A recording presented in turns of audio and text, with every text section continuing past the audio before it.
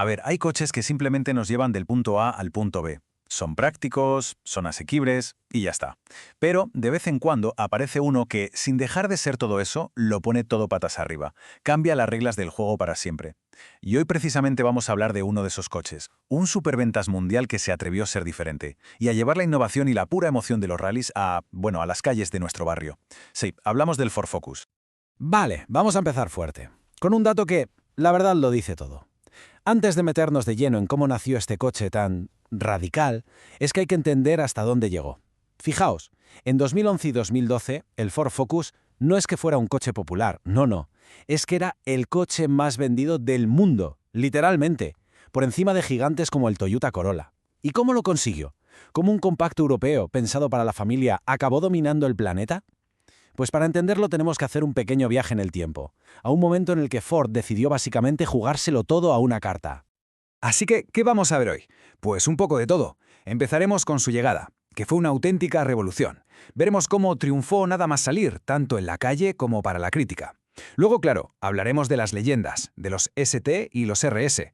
Nos meteremos en el barro con su historia en los rallies, su etapa en el WEC, y de ahí a cómo se convirtió en un coche mundial y cómo ha evolucionado, para terminar con su capítulo final y el legado que nos ha dejado.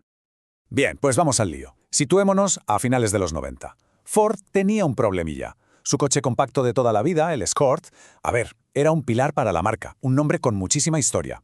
Pero seamos sinceros, se le notaban los años. Se veía anticuado. La competencia apretaba con coches mucho más modernos, y Ford se dio cuenta de que un simple lavado de cara no iba a ser suficiente. No, necesitaban un golpe en la mesa, una auténtica revolución para arrancar el nuevo milenio con buen pie.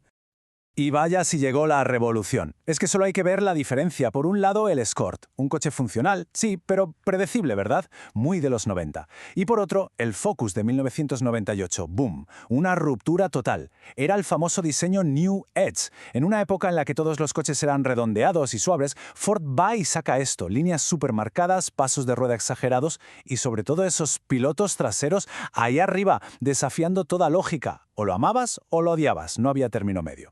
Pero una cosa está clara, nadie, absolutamente nadie, se quedó indiferente. Era una declaración de intenciones con 4 ruedas. Pero claro, no todo era fachada. El Focus era mucho más que un diseño radical. Si se hubiese quedado solo en eso, en una provocación, pues hoy ni nos acordaríamos de él. Pero no, Ford había hecho los deberes, y muy bien, por cierto. Debajo de esa carrocería tan llamativa se escondía un cochazo, pero un cochazo en todos los sentidos. Y la gente, tanto la prensa como el público, se dio cuenta al momento, fue un flechazo. Pero, a ver, la verdadera magia del Focus no se veía, estaba escondida. El gran secreto de su éxito era el chasis, y para ser más exactos, la suspensión trasera. La llamaban Control Blade. A ver, sin ponernos muy técnicos, era un sistema multibrazo independiente súper avanzado. Esto, que ahora nos suena más normal, en aquella época era algo que solo veías en coches mucho más caros. La competencia usaba sistemas mucho más sencillos. Y ahí estuvo el golpe maestro de Ford. Gracias a esto, el Focus tenía una agilidad en las curvas y una comodidad que, es que barrió a todos sus rivales. Hizo que un coche normal y asequible se sintiera como un coche premium. Y esta fue la base de todo lo que vino después. Y la confirmación de que habían dado en el clavo no se hizo esperar, para nada. En 1999, poquísimos meses después de salir a la venta, le dieron el premio al coche del año en Europa. Casi nada. Uno de los premios más importantes que existen. Así que ya no era solo que se vendiera bien, es que oficialmente era el mejor coche que te podías comprar en ese momento. Ford lo había abordado. Claro, con una base tan buena era cuestión de tiempo que Ford dijera, oye, ¿y si le sacamos el lado más gamberro? Porque ese chasis, esa suspensión, es que pedían a gritos más caballos. Y de ahí nacieron 2 siglas que, para cualquiera que le gusten los coches, son música celestial. ST y RS.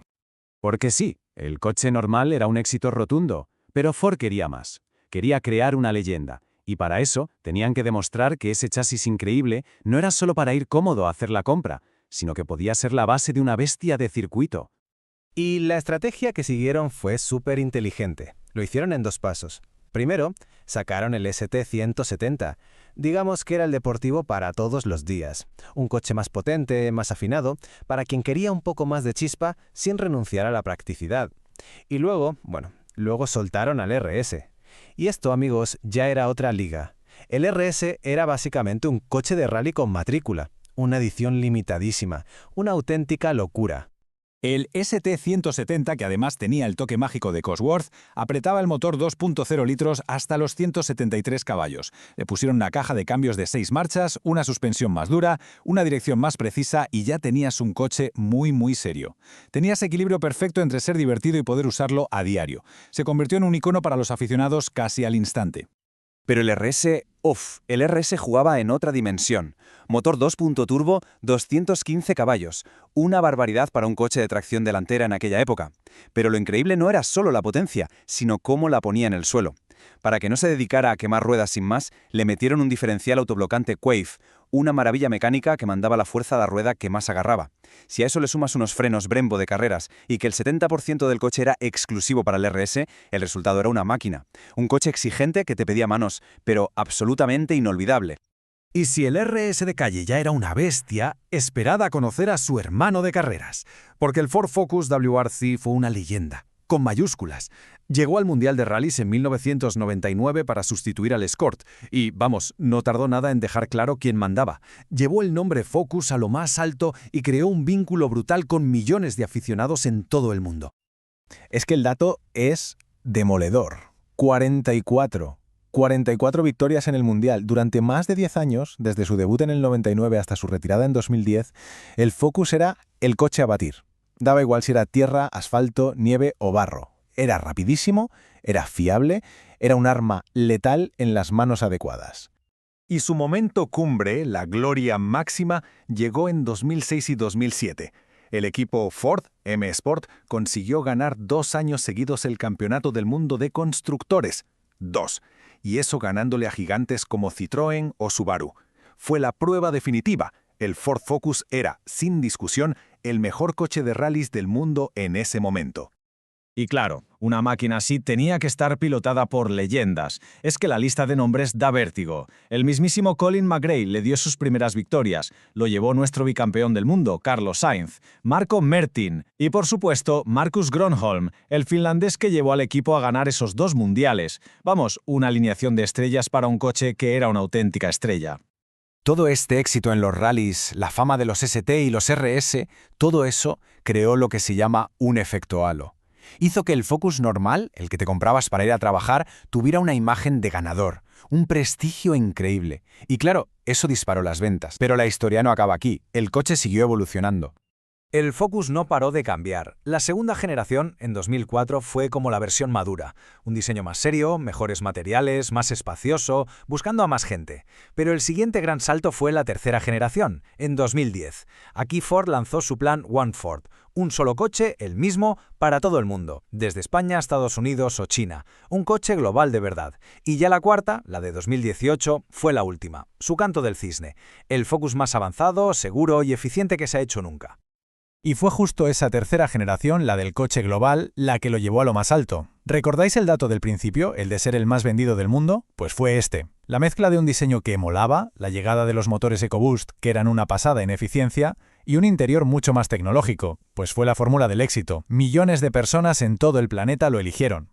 Pero como suele pasar, todas las grandes historias tienen un final. Y a pesar de todo su éxito de ser un nombre conocido por todos, en 2022 Ford soltó la bomba. En 2025, el Focus dejaría de fabricarse. Para siempre. El final de una era, no solo para Ford, sino para el mundo del motor. Y la pregunta es obvia, ¿no? ¿Cómo puede ser que un coche tan exitoso, tan mítico, simplemente desaparezca? Pues la respuesta está en cómo ha cambiado el mercado. Por un lado, la fiebre de los SUV. Y por otro, que Ford, como muchas marcas, está apostando todo a los coches eléctricos. Y un coche como el Focus, un compacto de toda la vida, pues se quedó sin sitio en ese futuro. Pero bueno, aunque ya no lo fabriquen, su legado es brutal, es innegable. El Focus obligó a todas las demás marcas a ponerse las pilas, a hacer coches que se condujeran mejor, demostró que un coche para el día a día no tiene por qué ser aburrido, su nombre en los rallies está escrito con letras de oro, y su éxito como coche global cambió la forma en la que se hacen y venden coches en todo el mundo. Casi nada. Oye, y si os está gustando esta historia, ya sabéis, un me gusta y una suscripción siempre ayudan para que podamos seguir contando más historias de coches legendarios. Y ahora os lanzo una pregunta. ¿Alguno tuvo un Focus o conocéis a alguien que lo tuviera? Contadnos vuestra experiencia en los comentarios, nos encantará leeros. Porque al final, esa es la gran lección del Ford Focus. No era un superdeportivo exótico ni una berlina de lujo, no.